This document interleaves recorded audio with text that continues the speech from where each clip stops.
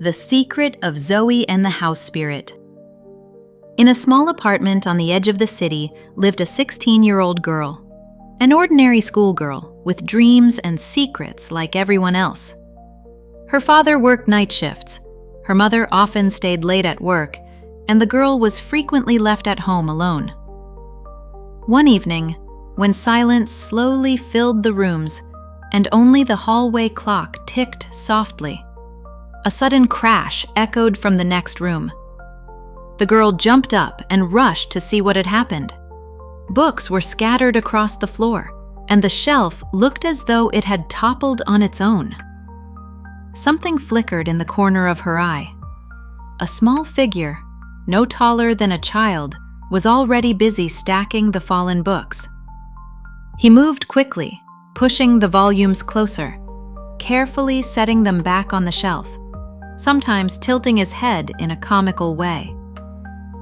The girl froze in astonishment, then slowly smiled and bent down to help her strange little assistant. When the shelf was finally in order, the creature melted into the air, leaving behind only a faint breath of warmth and an odd sense of calm. The girl stood still, holding her breath, caught between wonder and a touch of sadness. She had just met a real house spirit. Later that evening, when her mother came home, the girl was eager to share her discovery. "Mom, you won't believe it, but today..." Her mother, shrugging off her coat and setting down her bag, barely looked up. "And what about your homework?" The girl tried again to explain about the spirit, but her mother only smiled and sighed. "We'll talk about it later. Right now, homework matters most." The girl fell silent, a little disappointed, yet deep inside she knew. She had truly seen him. An adventure at the café. A few days later, the girl went to a café with her friends, but the outing went sour. Her friends quarreled and left her behind. There were no cell phones back then, and she had no idea how to get home. Worse still, she didn't even have enough money for the bus. She approached the manager timidly and said, "May I leave my wallet as a deposit and run to the phone booth? I'll call my sister, she lives nearby." The manager nodded, but just then, a woman in her 30s stepped in. She had warm brown eyes and a calm voice. "Don't worry, sweetheart, I'll pay for you. Just walk me home so I don't have to go alone." The offer was odd, but something about the woman inspired trust. The girl agreed. On the way, they talked. The woman introduced herself as Zoe. She said she could read fortunes with cards, and at home she had an unusual neighbor, a being not everyone was brave enough to meet. "If you'd like, I'll show him to you." Zoe smiled. The girl nodded silently. The decision to go to the woods. The next day, she told everything to her sister. Together they decided they would both go so no one would be afraid. "But don't tell Mom and Dad," warned the sister. "They'll never believe us." The girl agreed, and at home she simply said she was going for a walk with her sister. Then they set off toward adventure. Zoe had given them careful directions. "Go into the woods until you find a birch glade. Beyond it, there's a path. Keep walking straight, and don't turn aside even if you hear singing or voices." They knew those woods well, yet their hearts trembled with the weight of the unknown, the forest and the woodsman. Soon they reached the glade. White-barked birch trees stood like silent guards. The path stretched into the darkness. From behind the birches came a rustle. A small man with a green beard stepped out. "Girls, come with me. I'll show you a shorter way," he said. The sisters stepped back warily. "No, thank you. We'll find our own path." The younger girl remembered her grandmother's words. "Never trust a forest woodsman. He'll lead you deep into the thickets." Together they walked on. The little man scowled, snorted in annoyance, and vanished into the trees. But he wasn't finished.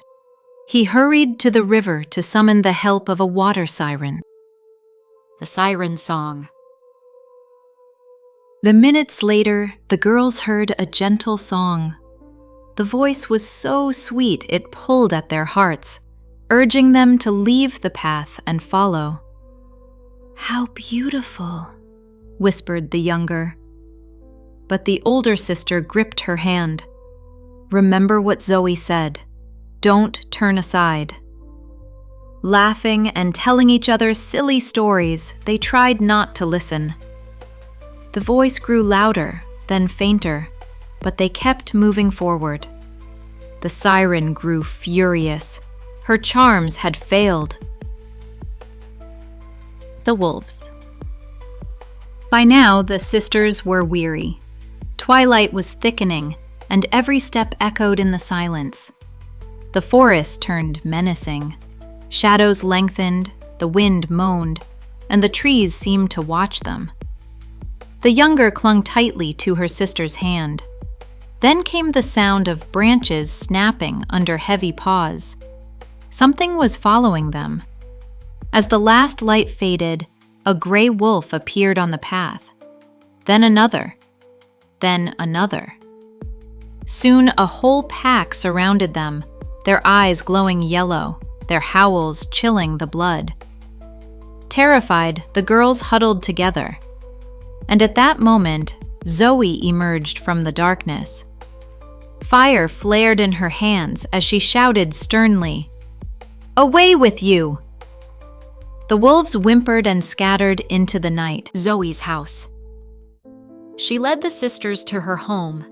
It stood on the forest's edge, surrounded by old apple trees.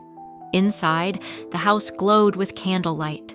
Shelves were lined with books, decks of cards, and curious charms. The air smelled of thyme and mint, mixed with beeswax.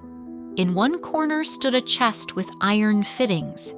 From inside came a faint chiming, as if unseen bells were ringing. The girls didn't dare ask what was hidden there, but they felt every object carried its own story and power. Zoe introduced them to her house spirit.